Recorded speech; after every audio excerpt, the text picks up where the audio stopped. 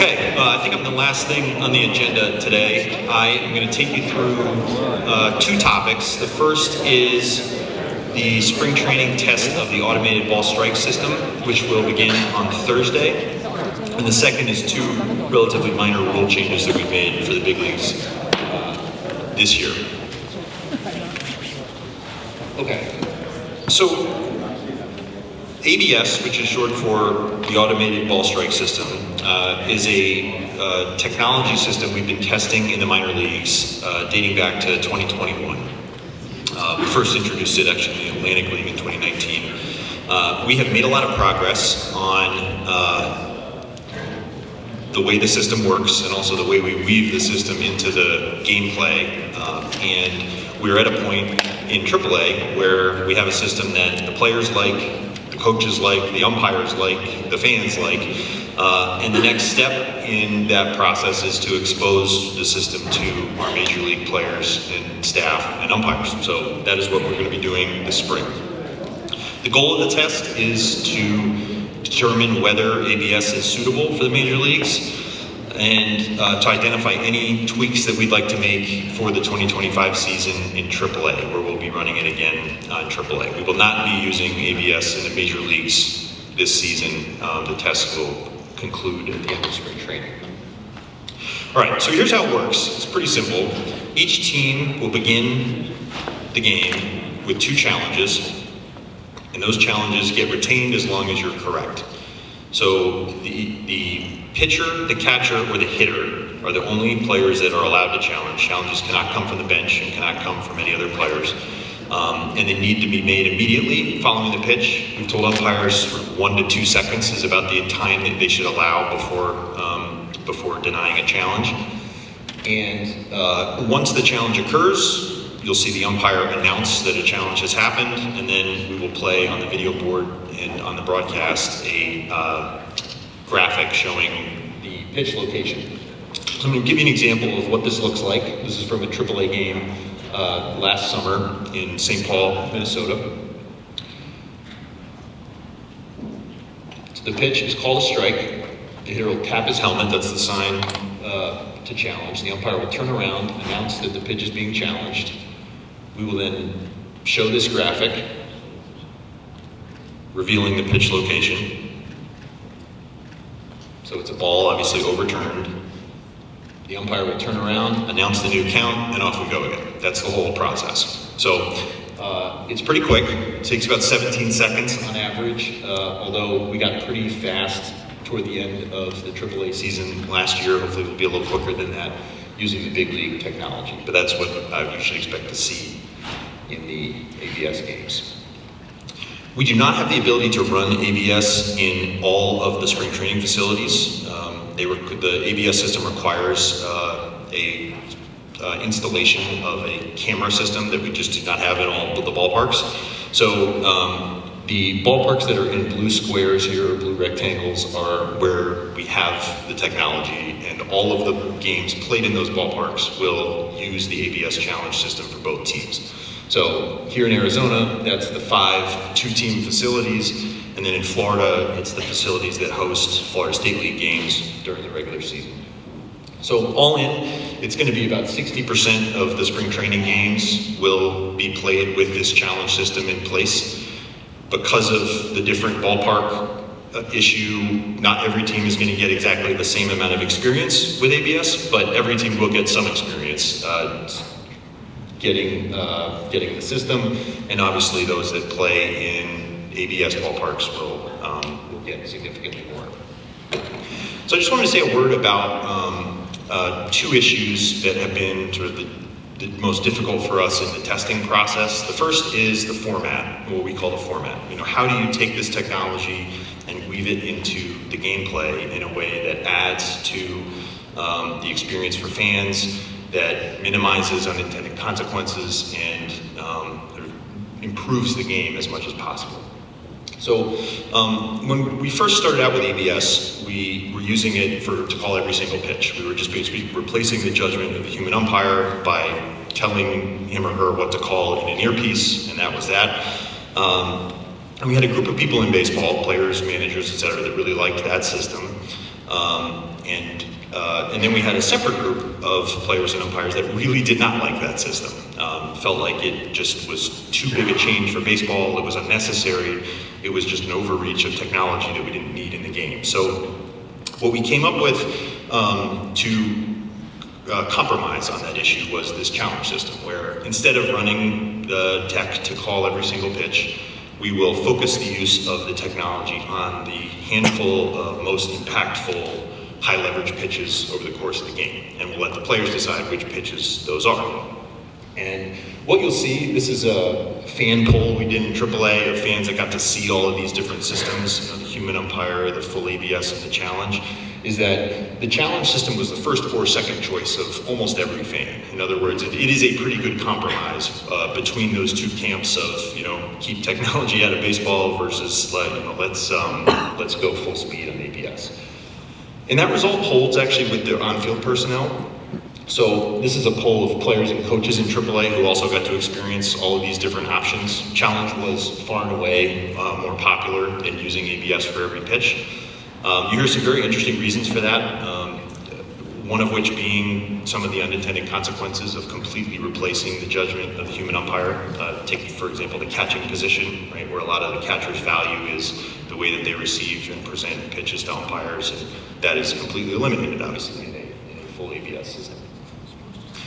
So I'm going to show you a little bit of data to wrap up here about what we saw in AAA, and were we to do this in the big leagues, what we would expect to see in the big leagues. So first off, how many challenges? You see about 4 challenges per game, sometimes more, sometimes less. But when you give each team 2, that's about, on average, the number. The overturn rate has stayed steady throughout our testing, right around 50%. In other words, no strike zone that we've tried, no format that we've tried has that rate moved much above or below 50%, which is pretty interesting given that this is just the subset of pitches that are most controversial and most, that the players feel strongly about, that the umpires are still right 50% of the time. You also see in AAA the challenges, each team adopts a framework to help their players decide whether to challenge or not, right? And each team will do it a little differently, and in spring training you may see something a little different than you would see in the regular season. But in AAA, the challenges tend to get focused toward the end of games and toward the end of at-bats. And the math supports that approach because the challenge really is about trying to overturn a high leverage pitch rather than a miss, right? So typically the players will, or teams will adopt rules like you can't challenge until you have 2 strikes, or the pitchers aren't allowed to challenge, it has to be the catcher, or every team will have sort of their own approach to this. What we've asked clubs to do for spring training purposes is just start challenging, right? We just want to get people some reps of experiencing the system and seeing how it feels, particularly how the strike zone feels. And on the number of challenges, we were able to ask fans in AAA who, again, experienced a lot of this type of baseball, how many challenges do you like to see in a game? And you see something that's kind of intuitive, which is the ABS challenge adds a fun entertainment element to the game to a point, until you have too many and it starts to drag the pace a little bit and the rhythm of the game, and it becomes tedious. And so what we've seen fans really want is they want those crucial pitches overturned, but they don't want this to become too expansive within the game because of its effect on rhythm. Okay, so the other issue that we've spent a lot of time on, which is incredibly difficult, and we're still maybe not 100% there yet, is the geometry of the strike zone. So today's strike zone in the major leagues that's called by our umpires is it is not a perfect rectangle. It also is a kind of living, breathing thing, right? The strike zone expands a little bit on 3-0, for example. It compresses a little bit on 0-2. And when you're moving from a human umpire to kind of a tech-based solution, you have to pick a much more rigid zone. What we have made the most progress with in AAA, and the one that's been the most popular with players, is it's a 2-dimensional rectangle that's set halfway back on the plate, which is the plate 17 inches long, so 8.5 inches from the front of the plate. excuse me, and the top and bottom are set in proportion to the hitter's height. And that issue particularly has been one of the more complicated issues to address, how to set the top and bottom of the strike zone, right? There are a lot of options. You can have the same exact strike zone for all players, right? Which maybe isn't fair to some players with outlier heights. You can have strike zones that are based on stance, which introduces a lot of complexity into measuring, where hitters' knees are and hips and belts, etc. And funny enough, the one that's been the most popular with the players is what's a relatively simple fix, right? We just measure each player and we say 53.5% of your height is going to be the top of your zone and 27% of your height is going to be the bottom of your zone. And if you're 6'1", it doesn't matter what your stance is, you will have the same zone that all 6'1" hitters have. So one of the things we're going to be doing in spring is gathering a lot of player feedback on the geometry of the zone. And the key question for them, it's going to feel different than the umpire zone, right? Because they're used to, and for all of baseball history, this more sort of fluid, dynamic zone that the umpires have called. And this is not that, right? This is a rigid, fixed point in space. So each dugout is going to have iPads where players can register complaints with us about particular pitches, whether they think we have the zone set up correctly. And we're going to use that information to potentially make tweaks if we need to for the minor league season. One other entertainment element I just wanted to flag that we're thinking about, again, if this ever came to the big leagues, is the strike zone box that we display on broadcasts and on our app. Probably is inconsistent the way we currently do it with the challenge system. I'll explain why, right? So that video that I showed you from AAA where the players are challenging the pitch and then everybody together, right, the players, the umpire, the fans, finds out whether it was a ball or a strike, right? You take a lot of the drama and excitement out of it if the fan can see up front that that pitch was a strike. It sort of obviates the need for the challenge. And then there's a secondary issue, which is cheating, right? So there are monitors, big screen televisions all over our ballparks that display the feed of the game. And it wouldn't be that hard if this box was up there for fans or anybody to yell to the players, right? Challenge, shout. And that's not something we want either. So what we're doing in spring training is we're going to test out a couple different ideas. One is to show the box but not show where the ball was. The second is to show the ball but not where the box was.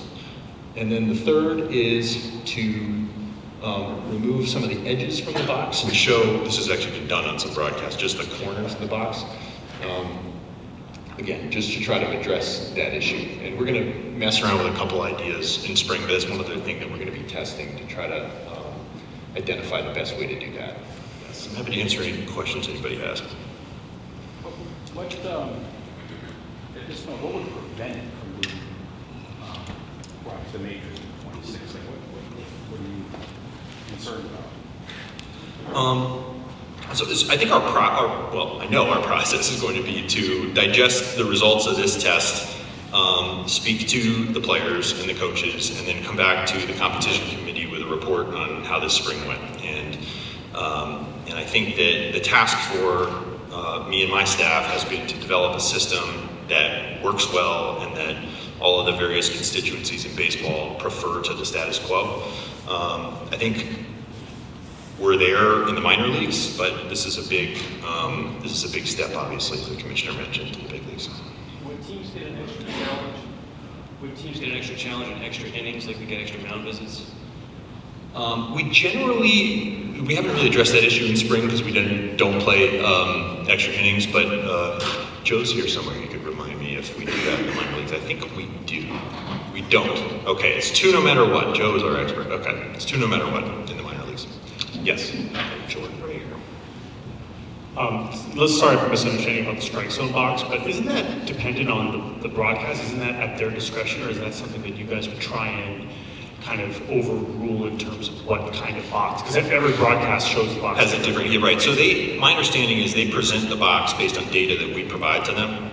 So, and we actually were talking to the broadcasters about this issue a couple weeks ago in New York, and they're on board. They would just want to find a way to present the game in an exciting way, given that this might be a part of it, but we don't really have a solution yet.